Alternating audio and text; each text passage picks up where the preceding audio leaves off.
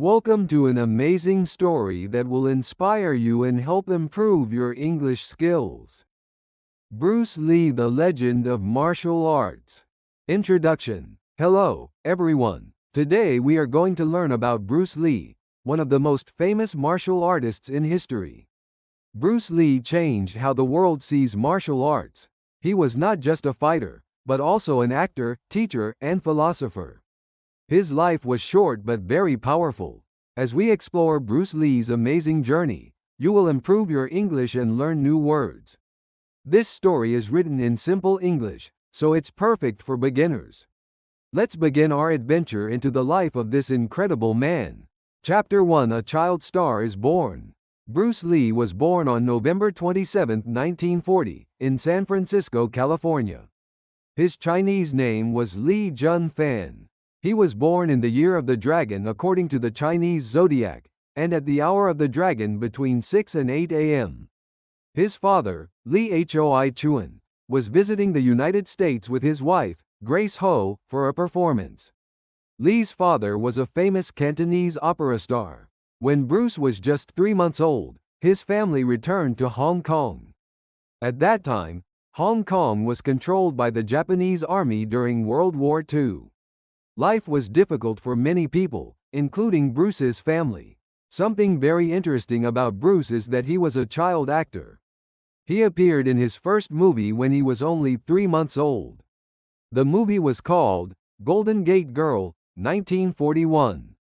Chapter 2: Teenage Troubles. As a teenager, Bruce got into many fights. Hong Kong was a tough place in the 1950s. There were street gangs and a lot of crime. Bruce was small for his age, but he didn't like when people tried to bully him. After one street fight, Bruce's parents became worried about him. They decided that Bruce needed more discipline and structure in his life. A friend introduced Bruce to Yip Man, a famous Wing Chun Kung Fu master. Wing Chun is a type of Chinese martial arts that focuses on close-range combat and quick strikes. When Bruce met Yip Man, his life changed forever. Bruce became very serious about learning Wing Chun. He trained every day. Yip Man saw that Bruce had natural talent and great determination. However, there was a problem. Some of Yip Man's Chinese students did not want Bruce to learn Wing Chun because Bruce was part German from his mother's side. They thought martial arts should only be taught to full-blooded Chinese people. But Yip Man decided to teach Bruce anyway, sometimes in private lessons. Bruce learned quickly and became very good at Wing Chun. He started to win fights and gained respect from others. But he still got into trouble sometimes. Chapter 3: Journey to America. In 1959, when Bruce was 18 years old, his parents decided to send him back to the United States. There were several reasons. They wanted him to have better opportunities. They worried about his street fighting.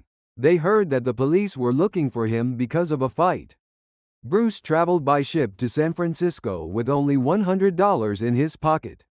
He first stayed with his older sister Agnes, who was already living in the U.S. Later, he moved to Seattle, where he finished high school and then attended the University of Washington. To support himself, Bruce worked as a waiter in a Chinese restaurant. He also began teaching martial arts to anyone who wanted to learn. His first students practiced in parks, garages, and any empty space they could find. While studying at the University of Washington, Bruce majored in drama and also studied philosophy. He was very interested in different ways of thinking. He began to develop his own ideas about martial arts and life.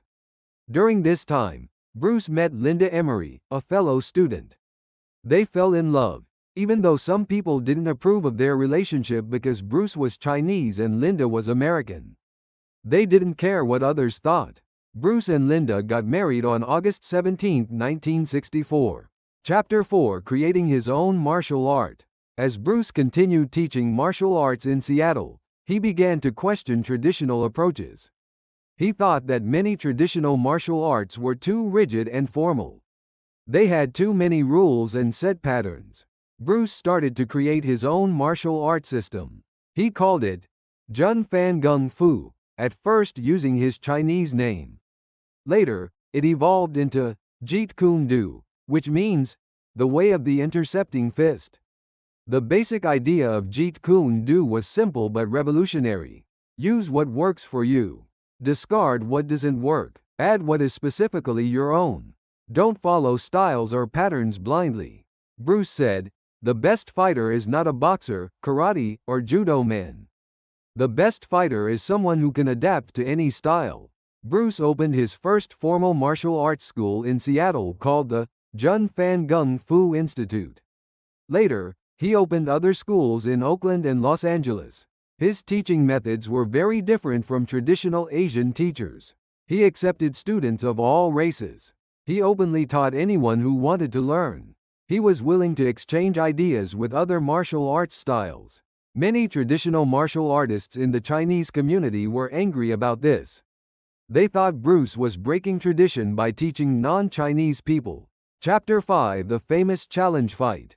In 1964, Bruce received a challenge from the Chinese martial arts community in San Francisco. They were upset that he was teaching non-Chinese students. They sent Wong Jack Man, a respected kung fu teacher, to fight Bruce. The fight took place in Bruce's Oakland school with only a few people watching. There are different stories about what happened, but we know the fight lasted about 3 minutes. Bruce won, but he was not happy with his performance.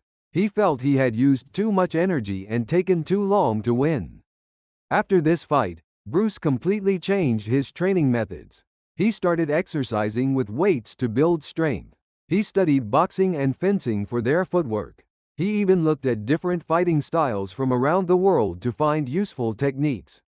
Bruce said, "Absorb what is useful, discard what is useless, and add what is specifically your own." Chapter 6: Breaking into Hollywood. While teaching martial arts, Bruce never gave up his dream of being an actor. In 1964, he performed at a karate tournament in Long Beach, California. A television producer named William Dozier saw him demonstrate his amazing skills. Dozier was looking for an actor to play a role in a new TV series. Bruce was invited to audition for the TV show, The Green Hornet. He got the role of Kato, the Green Hornet's assistant. The show ran from 1966 to 1967. Even though Bruce played a supporting character, many viewers thought he was the real star because of his incredible martial arts skills. When The Green Hornet ended, Bruce had small roles in other TV shows like Ironside and Longstreet. In Longstreet, he played a martial arts instructor, and he was able to share some of his philosophy on screen. Bruce also began to train famous Hollywood actors like Steve McQueen, James Coburn, and Kareem Abdul-Jabbar, who was a basketball star. These celebrity students helped spread Bruce's reputation in Hollywood. Despite his growing fame, Bruce found it difficult to get leading roles in American movies and TV shows. There was discrimination against Asian actors in Hollywood at that time. Many producers didn't believe an Asian man could be a leading star that American audiences would accept. Chapter 7: Family Life. While Bruce was working hard to build his career, his family was also growing. Bruce and Linda had their first child, Brandon, in 1965. Their daughter Shannon was born in 1969. Bruce was a loving father who spent as much time as possible with his children. Bruce taught both Brandon and Shannon martial arts from a young age. He wanted them to be strong and confident. There are many home videos of Bruce playing with his children and teaching them kung fu moves. Family was very important to Bruce. Even when he became famous, he always made time for Linda, Brandon, and Shannon. He wrote love letters to Linda when he was away working. In these letters, he shared his hopes, dreams, and philosophies. Life wasn't always easy for the family. Money was sometimes tight, especially in the early years.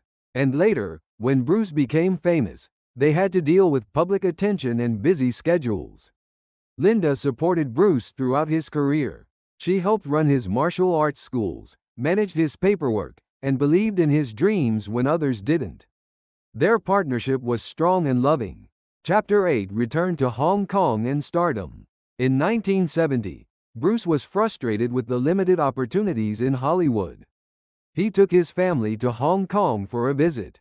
Bruce was surprised to find that the Green Hornet, called The Kato Show, in Hong Kong had made him very popular there. A Hong Kong film producer named Raymond Chow met with Bruce and offered him a movie deal. Bruce agreed to star in 2 films, The Big Boss, 1971 and Fist of Fury, 1972. The Big Boss was filmed in Thailand on a small budget. When it was released in Hong Kong, it broke box office records. People loved seeing a Chinese hero who was strong, skilled, and cool. Fist of Fury was even more successful. Bruce quickly became the biggest movie star in Asia. People loved his amazing fighting skills, his charisma, and his good looks. His movies showed Chinese people as strong and heroic at a time when this was rare in films. With his new success, Bruce was able to make his own movie. He wrote, directed, and starred in Way of the Dragon, 1972. In this movie, Bruce fought American karate champion Chuck Norris in the Roman Colosseum. This fight scene is now considered one of the best martial arts fights in movie history. Chapter 9: Enter the Dragon and Global Fame. Bruce's success in Asia caught Hollywood's attention. Warner Brothers Studio partnered with Raymond Chow's company to make Enter the Dragon, 1973. This was the first Chinese martial arts film produced by a major Hollywood studio. Enter the Dragon had a much bigger budget than Bruce's previous films. It was filmed in Hong Kong but designed to appeal to international audiences. Bruce was involved in choreographing all the fight scenes. He wanted to show authentic martial arts, not the fake fighting that was common in movies at that time. The film combined action, adventure, and Bruce's philosophy. In one famous scene, Bruce tells his student, "Don't think, feel. It is like a finger pointing to the moon. Don't look at the finger or you will miss all that heavenly glory." Bruce finished filming Enter the Dragon in 1973. The movie was set to be released in August of that year. Many film experts believed it would make Bruce an international superstar. Chapter 10: Mysterious Death. Tragically, Bruce Lee never saw the worldwide success of Enter the Dragon. On July 20, 1973, Bruce died suddenly in Hong Kong. He was only 32 years old. On that day, Bruce went to the apartment of actress Betty Ting Pei to discuss a movie script. He complained of a headache, and Betty gave him a painkiller called Equagesic. Bruce lay down to rest and never woke up. The official cause of death was recorded as cerebral edema, swelling of the brain. Doctors said he had a strange reaction to the ingredients in the painkiller. However, many people were not satisfied with this explanation. Bruce was known to be extremely fit and healthy. Many theories about his death spread. Some said it was a curse on his family. Others suggested he was poisoned by enemies. Some thought it was heat stroke. It was very hot in Hong Kong that summer. A few believed it was an allergic reaction to cannabis, which Bruce sometimes used. In 2018, medical experts reviewed his case and suggested that Bruce probably died of heat stroke exacerbated by overexertion and prescription drugs.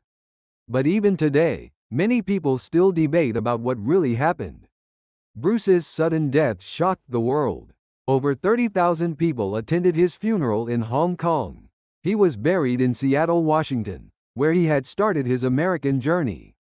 Chapter 11: Bruce Lee's Training Methods. Bruce Lee was not just a martial artist, he was a fitness pioneer. His training methods were far ahead of his time. Today, many of his ideas are used by professional athletes and fitness experts. Bruce trained for 4 to 5 hours every day. His workout routine included strength training. Bruce used weights when many martial artists thought they would make you slow and stiff. Cardiovascular fitness. He ran 4 to 5 miles every morning and used a stationary bike.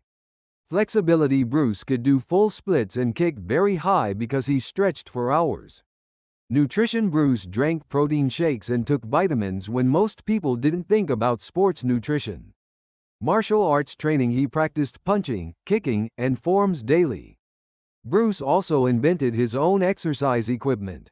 For example, He created a device to strengthen his forearms and a special punching bag for speed training. Perhaps most importantly, Bruce believed in training the mind as well as the body. He meditated regularly and practiced focused breathing techniques. He said, "The mind is like a fertile garden, it will grow whatever you plant in it." Chapter 12: Bruce Lee's Philosophy. Bruce Lee was not just interested in fighting techniques. He studied philosophy at the University of Washington and read hundreds of books on different philosophies, especially Taoism, Buddhism, and Western philosophy. Bruce created his own life philosophy by combining Eastern and Western ideas. Some of his most famous quotes show his deep thinking. "Be water, my friend. Empty your mind. Be formless, shapeless, like water. You put water into a cup, it becomes the cup. You put water into a bottle, it becomes the bottle. You put it into a teapot, it becomes the teapot. Now water can flow or it can crash. Be water, my friend. I fear not the man who has practiced 10,000 kicks once, but I fear the man who has practiced one kick 10,000 times." The key to immortality is first living a life worth remembering. Knowing is not enough, we must apply. Willing is not enough, we must do. Bruce wrote many essays about his thoughts on martial arts and life. These were collected in a book called Tao of Jeet Kune Do, which was published after his death. This book has influenced many martial artists around the world. Bruce believed that martial arts should be more than just fighting techniques. He saw martial arts as a way to express yourself honestly and to grow as a person. He said, "Martial arts are a vehicle for developing your human potential." Chapter 13: Breaking Barriers and Fighting Racism. Bruce Lee lived at a time when Asian people faced a lot of discrimination, especially in America. Asian characters in movies and TV shows were often stereotypes, either evil villains or silly servants. Bruce wanted to change this. When Bruce first tried to teach martial arts openly to non-Chinese students, he faced resistance from the traditional Chinese community. They believed martial arts should stay within their culture. But Bruce disagreed. He said, "There is no such thing as a Chinese way of fighting, a Japanese way of fighting, an American way of fighting. There is only the human way of fighting." In Hollywood, Bruce faced different challenges. TV and movie producers didn't think an Asian man could be a leading hero. They offered him roles as sidekicks or villains. Bruce refused many of these roles because he didn't want to play stereotypes. When Bruce was developing Kung Fu, a TV series about a Chinese monk in the American West, he was passed over for the main role. David Carradine, a white actor, was cast instead. This was very disappointing for Bruce. Instead of giving up, Bruce went to Hong Kong where he could star in his own films. He showed that an Asian man could be a strong, intelligent hero. His movies changed how the world saw Asian men. Bruce once said, "I want to think of myself as a human being. Because, under the sky, under the heavens, there is but one family." Chapter 14: Bruce Lee's Legacy. Although Bruce Lee died young, his influence continues today, more than 50 years after his death. Here are some ways Bruce changed the world. He introduced Chinese martial arts to the Western world. Before Bruce, most Americans and Europeans knew very little about Kung Fu. He changed action movies forever. Before Bruce, fight scenes in Western movies looked fake and slow. Bruce brought speed, power, and authenticity to action films. He broke racial barriers in entertainment. Bruce showed that Asian actors could be leading men and heroes. He created modern mixed martial arts MMA. Bruce's philosophy of taking useful techniques from different fighting styles is now the foundation of MMA. He influenced fitness training. Many of Bruce's training methods are used by athletes today. He connected Eastern and Western cultures. Bruce helped Western audiences appreciate Asian culture and philosophy. Bruce's legacy lives on through his children too. His son Brandon Lee became an actor, starring in movies like Rapid Fire and The Crow. Tragically, Brandon died in an accident while filming The Crow in 1993. He was only 28 years old. Bruce's daughter Shannon Lee maintains her father's legacy. She runs the Bruce Lee Foundation and has produced documentaries and shows about her father's life and philosophy. Chapter 15: The Enduring Myth of Bruce Lee. Bruce Lee has become more than just a movie star or martial artist. He is a cultural icon, almost a mythical figure. People around the world still watch his movies, read his books, and try to follow his example. There are Bruce Lee statues in Hong Kong, Bosnia, Los Angeles, and many other places. His image appears on t-shirts, posters, and merchandise worldwide. You can find Bruce Lee video games, comic books, and even energy drinks. Some facts about Bruce that seem almost superhuman. He could punch so fast that normal cameras had to film at a higher speed to capture the movement. He could do push-ups using only 2 fingers. He could throw grains of rice in the air and then catch them with chopsticks. He could break boards from an inch away, the famous 1-inch punch. While some stories about Bruce might be exaggerated, his real achievements were remarkable enough. He truly changed martial arts and entertainment forever. Bruce once said, "If you think a thing is impossible, you'll make it impossible." His life showed that with hard work and determination, you can overcome barriers and achieve amazing things.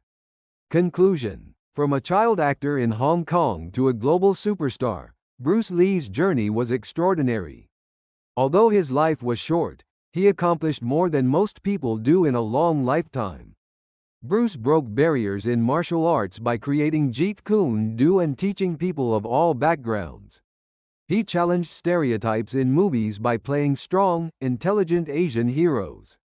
He developed training methods that were decades ahead of his time. Most importantly, Bruce showed that one person with determination and vision can change the world. Even now, his famous words inspire millions: "Be water, my friend." Bruce Lee once said, "The key to immortality is first living a life worth remembering." By this measure, Bruce achieved immortality. His legend lives on, inspiring new generations of martial artists, actors, and dreamers around the world.